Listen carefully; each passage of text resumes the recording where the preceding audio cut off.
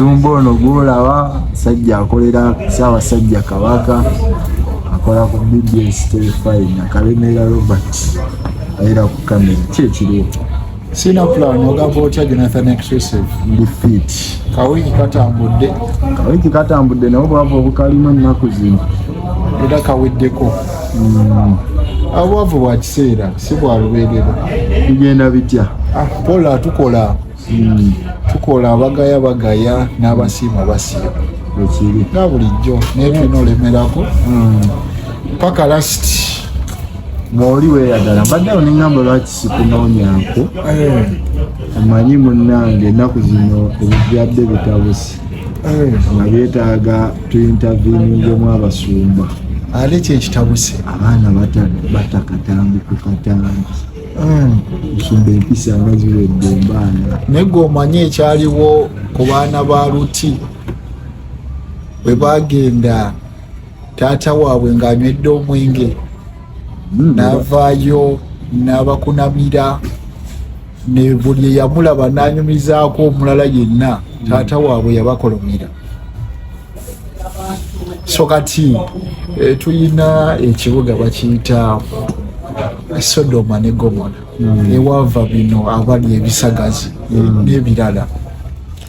So emize egyo gyonna gyaliyo tegitandise kati buli kimu kizuukuka buzookusi. Omanyi abantu baagala fame, baagala okuba nga bamanyifu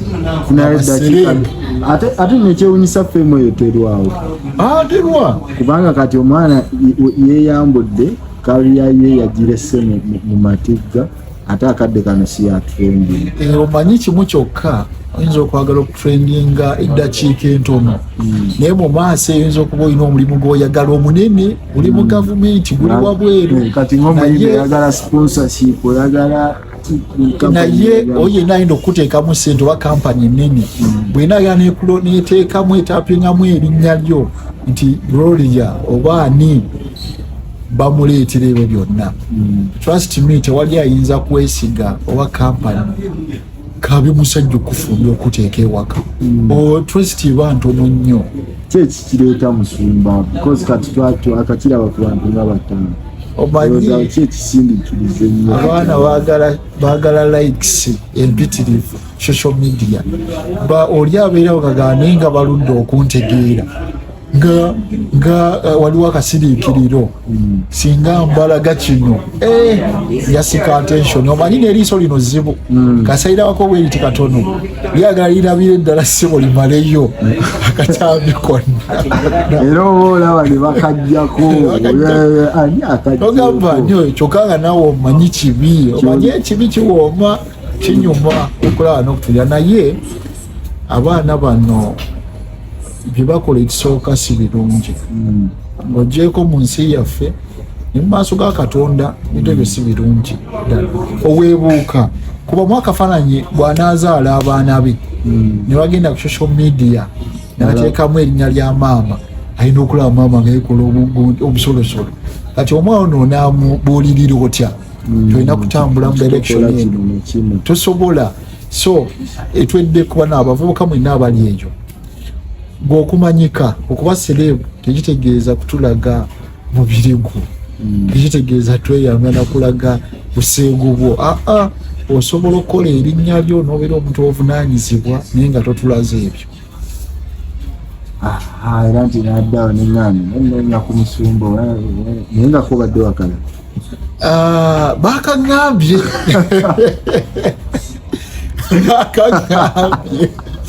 bakaŋŋambye naye era obufaananyi omanyi buyitingana okwo ngadde osikulolinga mu masimu okwo fayini tolaba kaviyo naye butambula obufaananyi.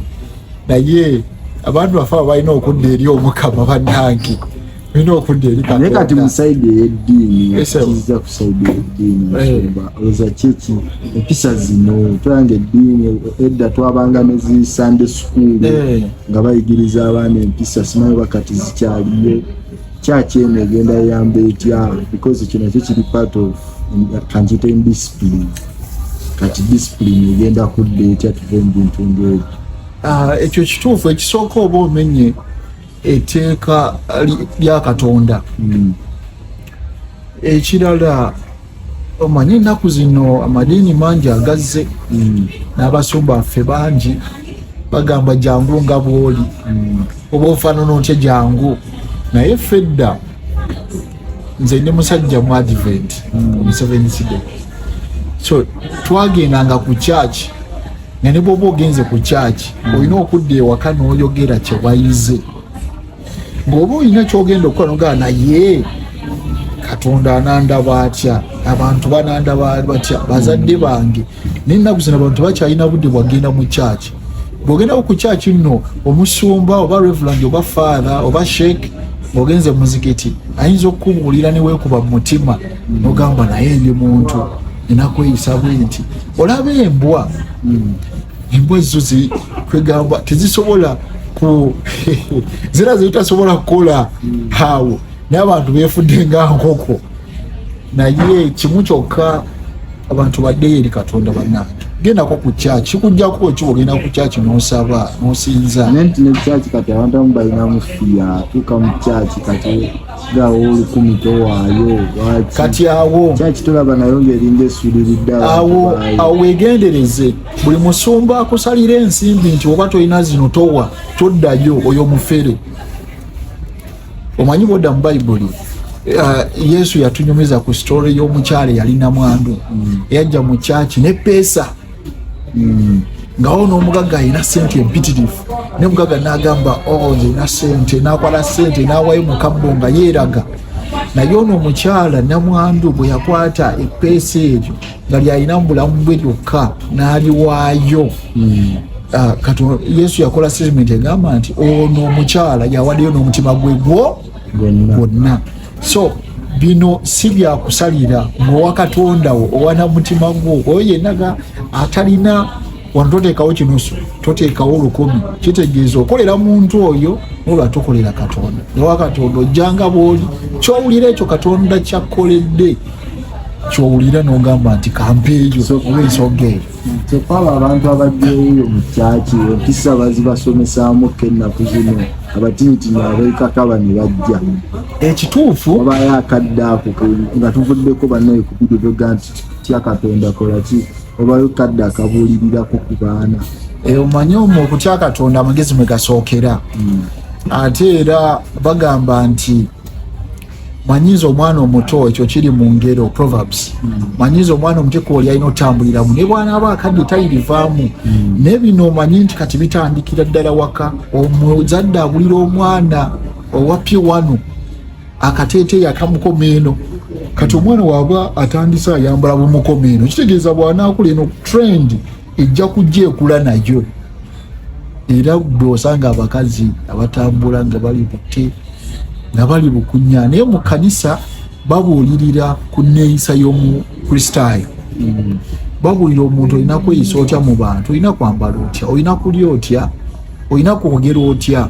So omuntu yenna agenze mu church aba wanjawulo ku muntu atagenda mu church. Bino babiyigiriza wonna. Njala nga tumaliriza, njala nsooke kuteeka mu biti bibiri byonna mpendowooza.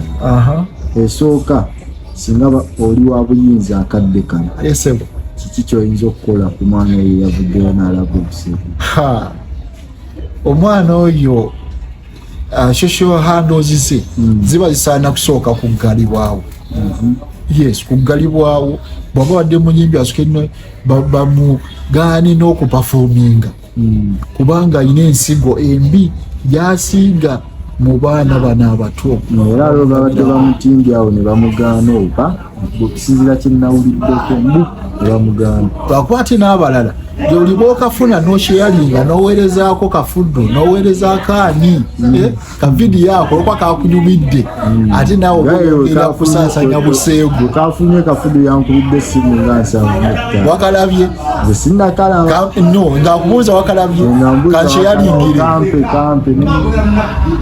Iso kaakati abantu bano balina okwekuba mu mutima, okuba owetutumu oba omumanyifu. Tolina sooka tulaga ebyo Katonda byagamba bibikkeko, ate gwobi bagiyita private part kati bwogifudde public part okitegeera si abantu abo balina okweddako baddeyo mu kifaananyi kyani kya Katonda. Endala singa bamukuleetera omubuulirira akadde kano bigambo ki by'oyinza omugamba ng'omusumba? Mugambo ekisooka, omanyi mu Bayibuli tulina ekyawandiikibwa ekigamba nti emibiri gyaffe eyeekaalu ya Mwoyo Mutukuvu mwatuula. Katonda tagenda kujja kutuula mu mubiri gwo ogwo ng'oguyisa ng'ogutambuza guli bwereere ng'okola ebintu ebyo byonna. N'ekitiibwa kyo ng'omukyala oba okiweebudde okubeera maama omulungi, omuntu oyo ekisooka aba yetaaga counseling. Ekirala aba teetaaga kuba ignored nti mubi akoze ebintu ekibi ennyo. So omuntu oyo nina kumusembeza ne mukolako omukwano.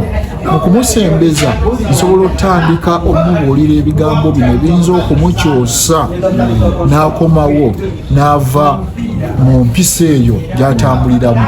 N'ekimu kyokka omanyi abantu bagamba sitaani taliiyo, naye sitaani gy'ali era akola nnyo okulaba nga atabangula abantu nga beeyisa ng'ebisolo.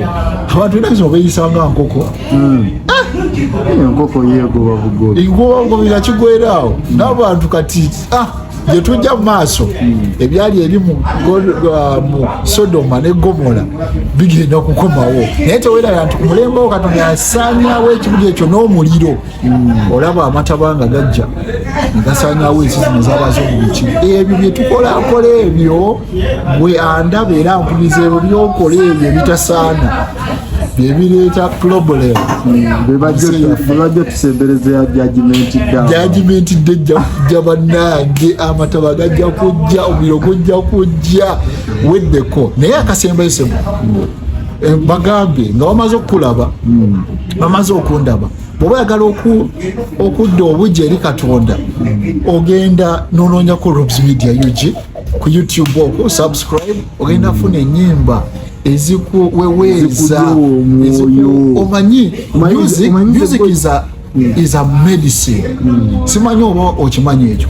Oyinza okuba olina stress naye n'oza akayimba n'oyira nga obulamu bukomyewo okakkanye noddamu obulamu. So ebyo byonna obisaba ku Robs Media UG. So abantu nga Shoni beetaaga ogenda ku Robs Media kubanga mwegendereza nnyo buli oba oyogera ku njiri aseka. Ate Shoni no yasooka obbulaba omanyi abeera eri mu kamooli naye akulaba era nangawo Musumba kano era nkomplaininga nenga ayi Musumba lwaki otuwadde second nti kati awo mba nkuteekateeka osobola okufuna ekinyegenyege okulaba ng'osobola okulaba akalala akawanvu kenaateeka naye nga weebala obuweereza bwo naye naawe gendako ku Church Jonathan.